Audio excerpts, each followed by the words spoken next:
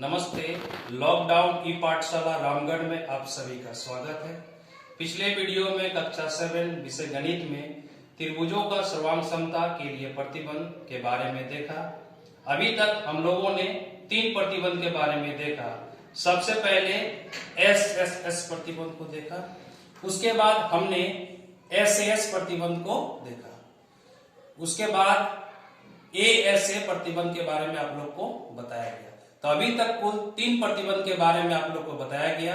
पहला प्रतिबंध एस प्रतिबंध, दूसरा प्रतिबंध एस प्रतिबंध और तीसरा प्रतिबंध ए प्रतिबंध। आज के इस वीडियो में जो हम मुख्य बिंदुओं पर बात करेंगे वह है RHS सर्वांग समता प्रतिबंध एवं उस पर आधारित प्रश्न। यह अंतिम प्रतिबंध है। आइए इसके बारे में जानें कि यह प्रतिबंध का इस्तेमाल हम कैसे करते हैं और इस प्रतिबंध का इस्तेमाल करके हम कैसे प्रश्न को हल करते हैं। तो आइए जानें कि RHS प्रतिबंध क्या होता है। RHS, R से यह राइट है,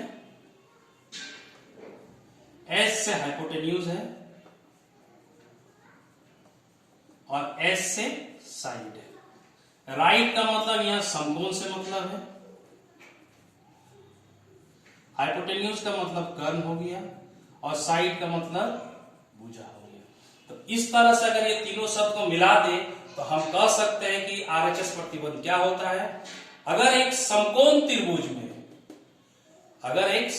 त्रिभुज में एक कर्ण और भुजा क्रमशः दूसरे समकोण त्रिभुज के कर्ण और भुजा के बराबर हो जाए तो हम कह सकते हैं कि दोनों त्रिभुज RHS प्रतिबंध से कॉन्ग्रुएंट होगा। आइए इसका एक उदाहरण देखते हैं और इसे अच्छी प्रकार से समझते हैं। एक हम समकोण त्रिभुज ले रहे हैं जिसका नाम MNO है और यह समकोण त्रिभुज N एंगल पर है। एक समकोण त्रिभुज और ले रहे हैं जिसका नाम हमने XYZ रखा है और यह समकोण एंगल बना रहा है एट एंगल Y पर।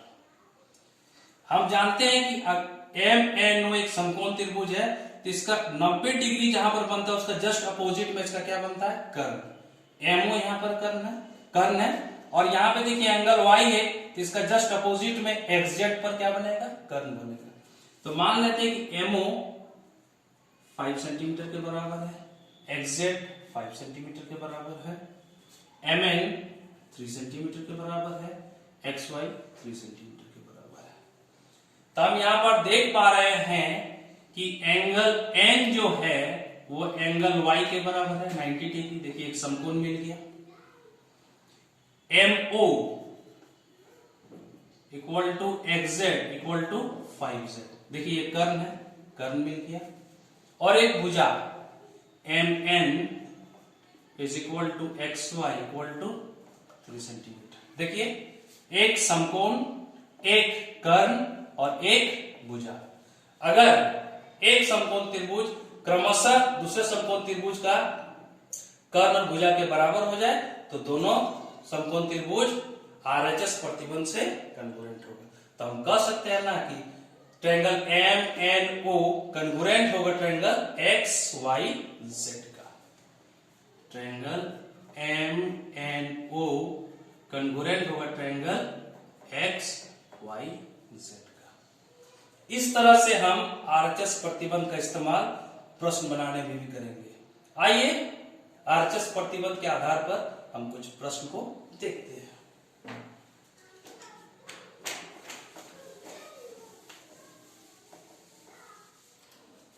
पहला प्रश्न, प्रश्न संख्या 1। इसमें यह दिया गया है कि यह 2 त्रिभुज इस तरह से बनाए गए हैं जिसका नाम इस तरह से है ABC और BAD। इसमें देखिए क्या क्या दिया गया है, गिवन है। इसमें कुछ कंडीशन दिए गए हैं। क्या दिया गया है, AC को आप देख पा रहे होंगे equal to BD, DA DA perpendicular है AB पर, शीर्षलंब है। DA जो है किस पे शीर्षलंब है? AB पर शीर्षलंब है। उसी तरह से CB परपेंडिकुलर AB। CB जो है वो परपेंडिकुलर है किस पर? AB पर। हमें साबित करना है, प्रूव करना है, प्रूव दैट ट्रायंगल ABC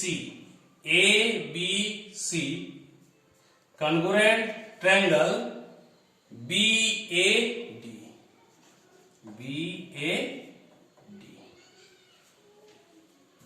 चलिए अब इसको हम साबित करते हैं। In triangle ABC and triangle BAD, ABC और BAD, हम क्या देखें दोनों में क्या क्या दिया हुआ है? AC किसके बराबर है? BD के बराबर है। DA किस पे परपेंडिकुलर है? AB पर। इसका मतलब हम कह सकते हैं कि यह एंगल कितना होगा? 90 होगा। फिर देखिए यहां पर क्या गिवन है? CB किस पे परपेंडिकुलर है? AB पर। तो हम कह सकते हैं कि यह एंगल जो भी होगा कितना होगा? 90 डिग्री। जब हम देख रहे हैं कि ट्रायंगल ABC में एंगल B कितना हो गया? 90। और ट्रायंगल BAD में एंगल A कितना हो गया? 90। दोनों एंगल कितने होंगे? 90 होंगे। हम जानते हैं कि 90 एंगल का अपोजिट में कर्ण बनता है। तो देखिए एंगल B यहां पर बना, तो इसका अपोजिट कर्ण क्या है? AC। और ट्रायंगल BAD में एंगल A 90 है, तो इसका अपोजिट कर्ण क्या हो जाएगा? BD। कहां से आया? देखिए गिवन दिया गया था। और गौर करें ABC में AB भुजा और BAD में भी AB भुजा, दोनों में कॉमन है। AB is equal to AB, common को हम उभयनिष्ठ भी बोलते हैं। तो देखिए RHS का डेफिनेशन, RHS में एक 90 डिग्री, एक हाइपोटेन्यूज जिसे हम कर्ण बोल रहे हैं, देखिए AC, और एक भुजा बराबर हो गया है। तो हम कह सकते हैं कि ट्रायंगल ABC कॉन्ग्रुएंट होगा ट्रायंगल BAD का। कैसे? तो बाय RHS। 90 डिग्री कर्ण भुजा, 90 डिग्री कर्ण भुजा। इस तरह से हम RHS के सवाल को हल करते हैं। आइए एक और प्रश्न देखते हैं और अपने जानकारी को और बढ़ाते हैं।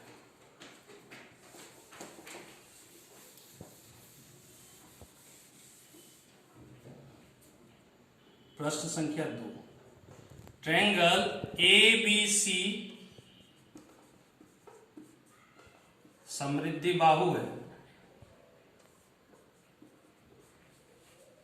जिसमें AB is equal to AC है। AD A से BC पर शीर्षलंब है।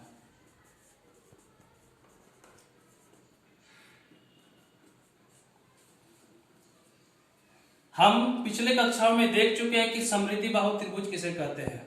आइए फिर से हम जानते हैं। यदि एक त्रिभुज में दो भुजा आपस में बराबर हो जाए तो हम कह सकते हैं कि वह त्रिभुज समृद्धि बाहु त्रिभुज है। देखिए जिसके कंडीशन में दिया गया कि कौन बराबर है? AB AC के बराबर। आइए इसकी एक आकृति को ड्रॉ करते हैं। ABC एक समृद्धि बाहु त्रिभुज है, जिसमें यह दिया गया है कि AB जो है वो AC के बराबर है। AD A से BC पर शीर्षलंब है। इस A से एक शीर्षलंब बनाया गया है। किस पर बनाया गया है? BC पर, जिसका नाम क्या है? AD। मतलब हम कह सकते हैं कि AD जो है वो परपेंडिकुलर है BC का। शीर्षलंब का मतलब ये होता है कि परपेंडिकुलर है। अगर ये 90 है तो इसका मतलब ये भी क्या होगा? 90। हमें इसमें यह साबित करना है, प्रूव करना है, prove that triangle ABD congruent है ट्रायंगल ACD का। और एक चीज और प्रूव करना है कि BD is equal to CD। BD CD के बराबर है। तो आइए इसको हम प्रूव करते हैं। In triangle ABD and triangle ACD, ABD ACD, देखिए दोनों में एक एक एंगल 90 है। Angle ADB is equal to angle ADC is equal to 90 degree. एक समकोण त्रिभुज मिल गया पहले। फिर देखिए दोनों का कर्ल, देखिए एंगल D यहां पर ADC का अपोजिट कर्ल क्या बन रहा है AB, और ADC इसका अपोजिट कर्ल क्या बन रहा है AC। दोनों आपस में बराबर है। AB is equal to AC, कहां से, ये तो दिया गया है, गिवन है। और एक चीज गौर करें कि दोनों में AD भुजा कॉमन है। देखिए ABD में AD आ रहा है और ACD में भी AD आ रहा है। AD is equal to AD, दोनों में कॉमन है, ओवेनिस्ट। तो देखिए RHS का डेफिनेशन, एक 90 डिग्री, एक कर्ल और एक भुजा आ रहा है कि नहीं, एक भुजा जो दोनों में कॉमन आ रहा है।